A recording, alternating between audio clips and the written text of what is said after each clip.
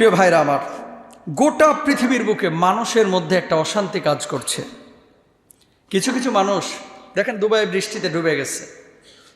মুসলিম বিশ্বে টাকা পয়সা আছে, মানুষের এখন টাকা পয়সা আছে, মানুষের শান্তি কমে গেছে, আর্থিক উন্নয়ন হয়েছে, কিন্তু অন্তরের শান্তিটা কমে গেছে।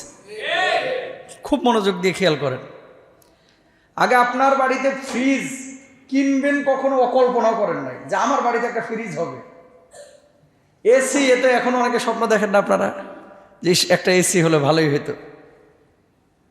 ওই বিটিভি, ওই সাদা কালো টিভি এক সময় যেমন ঘরে ঘরে হয়ে, টেলিভিশন একেবারে ম্যাসাকার হয়ে গেছে, ওটা এখন ফকির মিসকিনের বাড়িতেও পাওয়া যায়। অ্যান্ড্রয়েড এখন ফকিরের হাতেও পাওয়া যায়।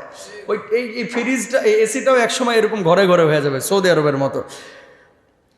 আমার মুসল্লি ভাইরা, একটা মূলনীতি মাথায় রাখবেন, সারা জীবনে 60 বছর হায়াত পাইছেন না, এই 60 বছরের 24 ঘন্টা আল্লাহ আপনারা বিপদে রাখবে না। যদি রাখতো আপনি টিকতে পারতেন না। মা যেদিন মারা গেছে সেদিন যে আপনার মানসিক অবস্থাটা, যেদিন আপনি আপনার মাকে হারাইছেন, মা জীবিত নাম মৃত, আপনার মৃত, যেদিন আল্লাহ জান্নাত নসিব করুন, দোয়া করে আমিন বলেন। আপনার আম্মা যেদিন মারা গিয়েছে, সুবহান ভাইয়ের আম্মা যেদিন মারা গিয়েছে, সেদিনকার যে মানসিক অবস্থা, এই 60 বছরের প্রতিদিন যদি ওই অবস্থায় থাকতো, মাথাটা কাজ কাম করতে পারতেন? পারতেন? ঘুমাইতে পারতেন? খাওয়া দাওয়া করতে পারতেন? পারতেন না। 2 নম্বর বিষয়, উনি কয়েকদিন আগে হসপিটালে ভর্তি ছিল, আপনারা অনেকে ছিলেন, অসুস্থ হয়ে যান।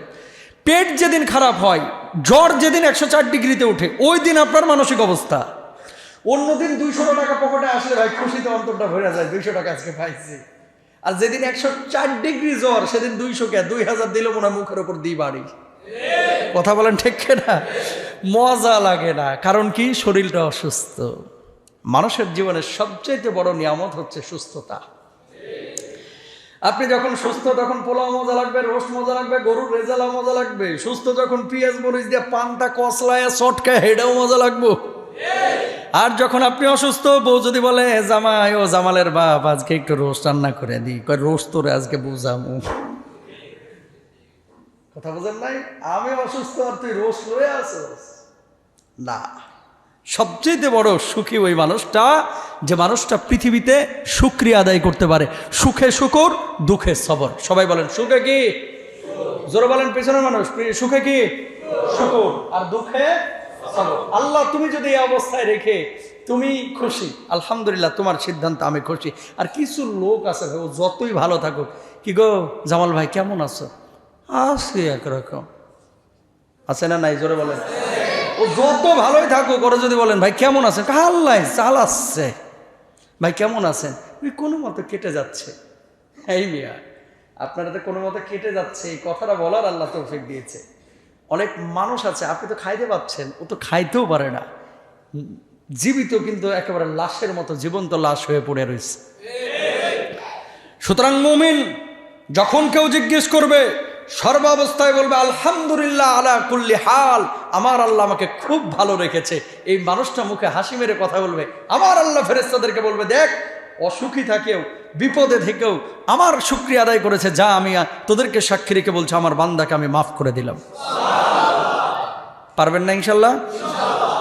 সুখে থাকেন আর দুঃখে থাকেন, সবসময় মুখে চলমান থাকবে কি? জোরে বলেন। বিপদে যখন পড়বেন, মনে রাখবেন এই বিপদটা চিরস্থায়ী হবে না। এটা কোরআনের ঘোষণা আছে। রব্বুল আলামিন বলছেন, ইন্না মা'আল উসরি ইউসরা। আল্লাহ রব্বুল আলামিন বলে দিয়েছেন, দুঃখের সাথে সুখ আছে, সুখের সাথে দুঃখ আছে। সারা জীবনের 60টা বছরে যদি সুখে থাকতেন, দুঃখের মধ্যে যদি না পড়তেন, তাহলে সুখের মজা কিন্তু বুঝতেন না। খালি সুখ আর সুখ। দেখবেন যেটা 12 ঘন্টা ঘুমায়, এটা ঘুমের মজা পায় না। আর যেটা আমার মতো 3 ঘন্টা 4 ঘন্টা ঘুমায়, এটা ঘুমের মজা পায়। সারা রাত ঘুমায় না। কিন্তু আমার রাত্রে প্রোগ্রাম ছিল যশোর সারসা, বেনাপোলের পাশে। কোনটা বেশি মজা পায়? যেটা অল্প ঘুমায়, পরিমিত সবকিছু ঘুমায়, সবকিছু করে, পরিমিত খায়, পেটের মধ্যে একেবারে উদর পূর্ণ করে টুংটি পর্যন্ত একেবারে গরুর রেজালা ঢুকাইছেন। রাতের বেলায় বউ যদি আবার গরু দেয়, তখন কিন্তু মাথা গরম হয়ে যাবে, ঠিক কিনা? যে কথাটা বলতে চাচ্ছিলাম, সুখে যদি 60 বছরই থাকেন, দুঃখে যদি একবারও না পড়েন, বিপদে যদি না পড়েন, সুখের মজা বোঝা যাবে। তো এটা দুনিয়ার একটা নিয়ম। বিপদে কে পড়ে নাই? পৃথিবীর বুকে সবচেয়ে বেশি ভালোবেসেছেন আমার নবীকে আল্লাহ রাব্বুল আলামিন, কিন্তু সেই নবীকে বিপদ আপদ বেশি দিছে না কম?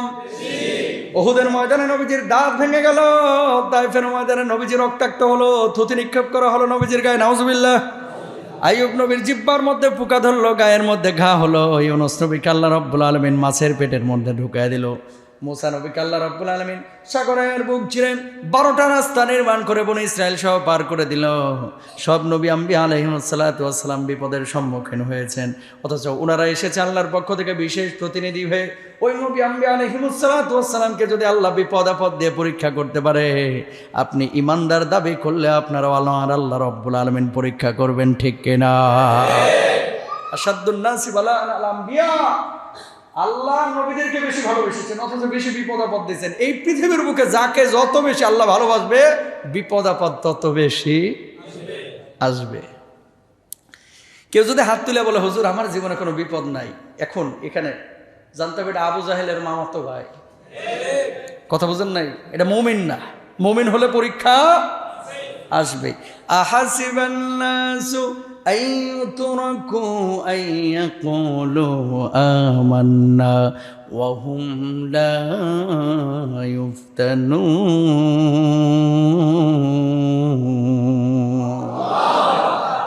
ইমানদারকে ধারণা করে যে আমি ঈমান এনেছি, এই কথা বলবে আর তার কোনো পরীক্ষা নিরীক্ষা করা হবে না। ঈমানের গণ্ডির মধ্যে যদি আসেন, জেলে যাইতে হবে, ফাঁসির কাস্টে যেতে হবে, বুকের রক্ত দিতে হবে, আগুনে ঝাঁপ দিতে হবে, পরীক্ষার সম্মুখীন হতে হবে। খালি রোস্ট খাবেন আর এসির মধ্যে এসে নামাজ পড়বেন, আমি তো সাচ্চা মুসলমান, ঘোড়ার ডিমের মুসলমান তুমি।